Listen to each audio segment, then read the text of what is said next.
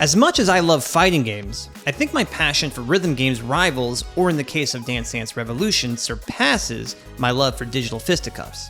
Growing up, DDR was everywhere. Arcades, malls, the boardwalk. If there was a crowd of people, there probably was a DDR machine somewhere nearby. It was a golden age of stomping arrows, but over time, DDR and the fervor behind it faded away into the distance, until its triumphant return with DDR Ace in 2016, ending a 6-year drought of international releases. Last year, I had the opportunity to visit Ohio DDR's Mistake on the Lake tournament to talk with folks about the rise and fall and rise again of Dance Dance Revolution. It was everywhere. Every mall that you went to, there was a DDR machine. We would run tournaments every single week, and it was an amazing time to be playing. In those early days, it was way more bubblegum pop music. It was way more just kind of playing casually. Like if you go into the tournament now, you'll see everyone in exercise clothes, sweat-wicking gear. But back then we were playing in jeans and Converse. We wanted to be good and we wanted to try, but it was still pretty casual. Back in the older days, freestyle was more the emphasis, and then the PA, the technical play, was almost the afterthought. That kind of changed around DDR Max in 2001 when there was suddenly much harder content in the game. Stuff that was like very clearly written to be hard music, like Max 300, which is an iconic song.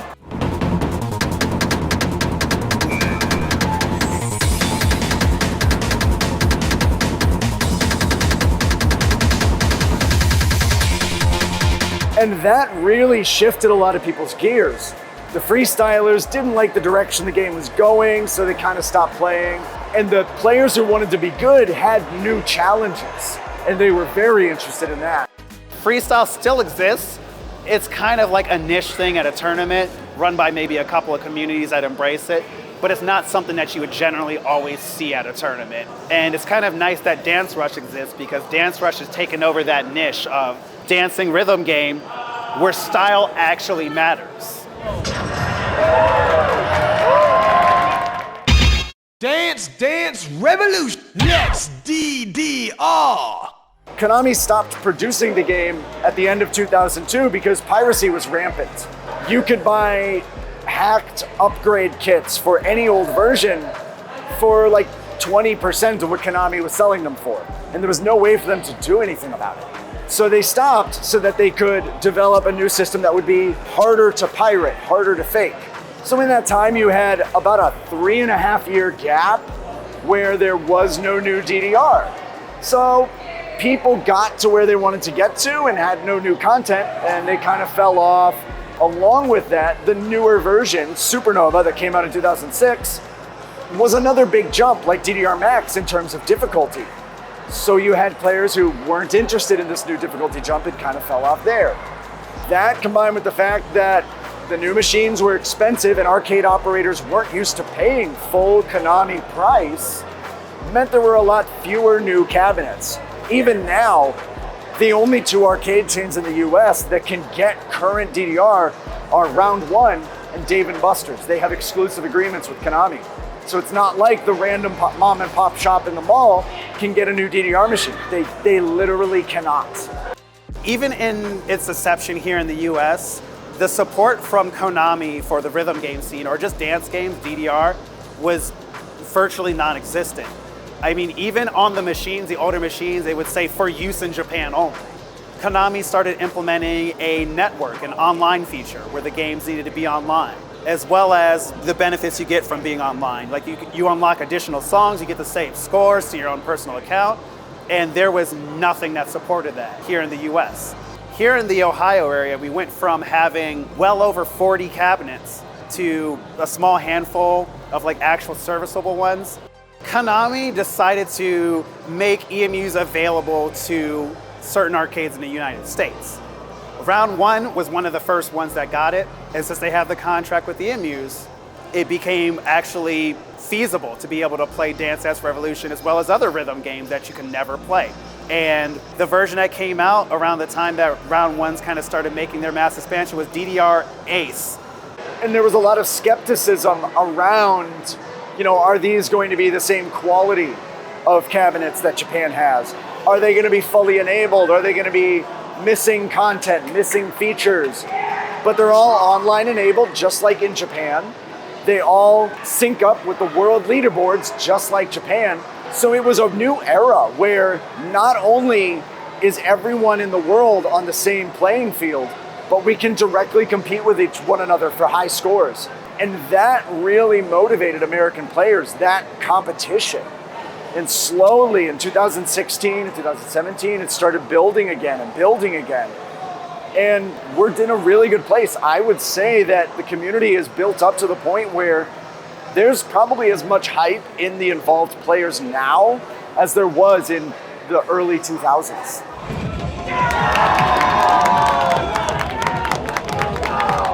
With Konami leading into the more technical and hardcore crowd of DDR players, song charts and how they were scored continued to evolve. In the early versions of DDR, songs were rated from levels 1 to 10 to help indicate how difficult that song's chart was to complete.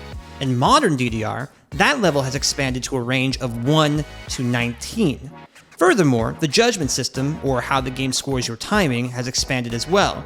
When you hit an arrow in DDR, you'll get a visual grade telling you how on beat you were, and at higher levels, players are trying to hit nothing but marvelous and perfect steps, which are the game's 2 highest scores for timing. To get a sense of how difficult that is, think of trying to hit an Electric Wind Godfist 600 times in a row at 3 to 400 BPM consistently. But how does a game like Dance Dance Revolution, which is primarily focused around personal performance, translate into a head-to-head competitive format? Let's say that you are a DDR player, an aspiring DDR player, you wanted to go and play in a tournament. So here's what to expect. You have qualifiers. So there's going to be a song list that's going to get released beforehand, usually around 3 songs, and all that the qualifiers do is determine your seeding. This is important because depending on the size of the tournament, we may split it up into a lower skill division and an uppers division. What we've classically done for probably the last 15, 20 years is standard NCAA style brackets, maybe double elimination, where number 1 seeds play in the bottom seed. And there's a couple of problems with that within the dance game community. A lot of times, because it's just you playing against yourself, it's not direct interaction. It's not like, some unknown person who just had a bad day could take a match in a fighting game off the top seed. The top seed is much, much better. They've got to be playing with like a broken ankle to lose to the bottom seed. So in the past few years, we've been trying to change more towards a round robin format, where we seed players into relative skill groups, put them in a 4-person round robin match. The winner of that promotes up to the next group of players. And that has advantages for the players. It's much more interesting matches for them. They're not going against world champions first match of the day. It's much more helpful for TOs because we don't have to hunt players down. We have the 4 players we need for the next 45 minutes or hour right here. And players get to play more matches and enjoy the social aspect because they play their matches and they're done. So the way that a typical match works, you're not really interacting with the other player. It's kind of a competition to see how well can you do right now under the circumstances where maybe you've only played 2 matches today. Maybe there's a few more people around than you're used to. And it's just that pressure of knowing the other person's trying to beat you too right now. So it's just you playing a song that you've probably played 100 times, and you've got 1 shot to get a better score than your opponent. Pins and needles here.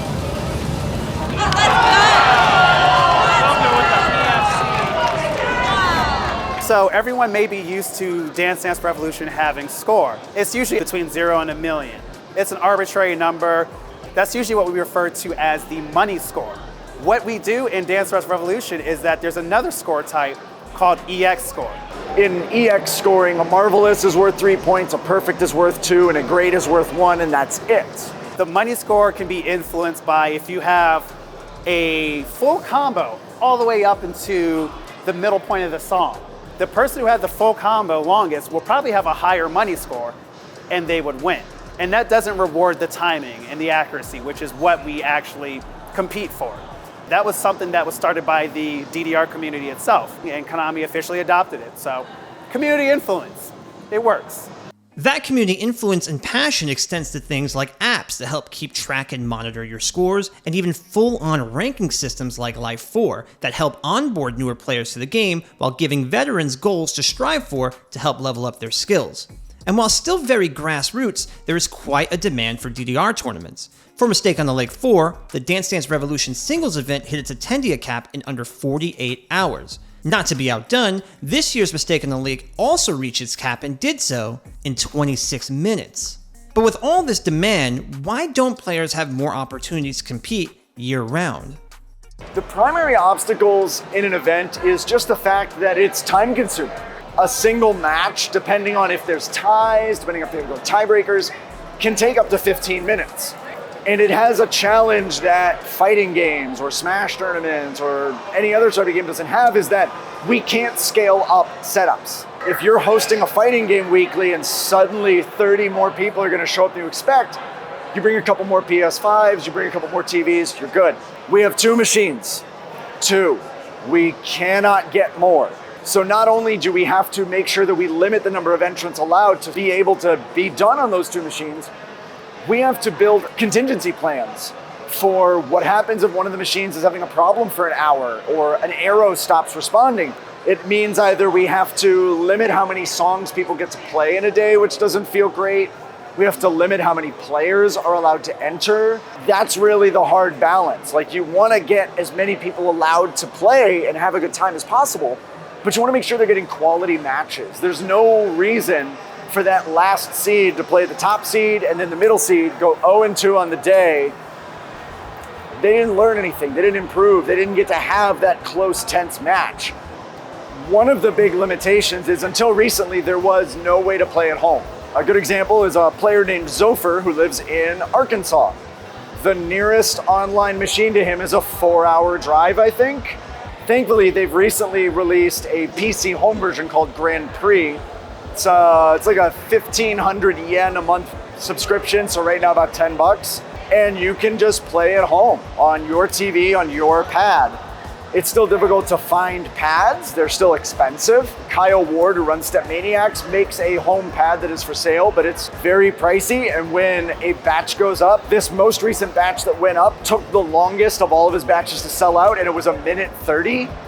It's also difficult for things like conventions. Konami's network to be on their e-amusement service is tied to allow list IPs. So you can't just take this machine and bring it to an anime convention somewhere. Konami servers won't let it on the network. So you have to play an offline version, which doesn't give you access to all the options, doesn't give you access to all the unlocked songs. It's just kind of a limitation. In my perfect world, it would be easier for arcades outside of Dave & Buster's and Round 1 to acquire these cabinets, to be able to get DDR online in other arcades. I feel like that would build the community more. It would make it possible to run larger, more involved tournaments with more players, more matches, more rounds. That's really the sticking point right now. I mean, we are pretty much capped out at this tournament. If I had to fit in 6 more people, I don't know that I would finish before 8 p.m. on Sunday. Like, that's just where we're limited now. That's where we're stuck. Personally, I'd love to see more collaboration between fighting and rhythm game events. There's a surprising amount of crossover between the scenes, and FGC staples like CEO have had pretty good success with integrating rhythm game events like Project Storm into their lineup. Keeping my fingers crossed for the day I can go 0-2 in Street Fighter 6 and take out my frustrations on Possession ESP right after. What about you? Interested in seeing DDR at fighting game events or possibly even entering a tournament yourself? Let me know in the comments, and be sure to check out Mistake on the Lake 5 this weekend on Ohio DDR's Twitch channel. Links are in the description. If you dug this video, I'll have a separate interview with ex-Konami composer Tag about what it's like to make songs for DDR coming a bit later, so subscribe and look forward to that. While you're waiting, why not check out one of my other non-fighting game videos like this one about one of the greatest blindfolded punch-out runs of all time. The reality is that we were very underprepared compared to other runs that either of us have done over the years. There would be some times where we're out of sync, or maybe like if things go off the rails just slightly, we might have different ideas of how to approach something. And that would be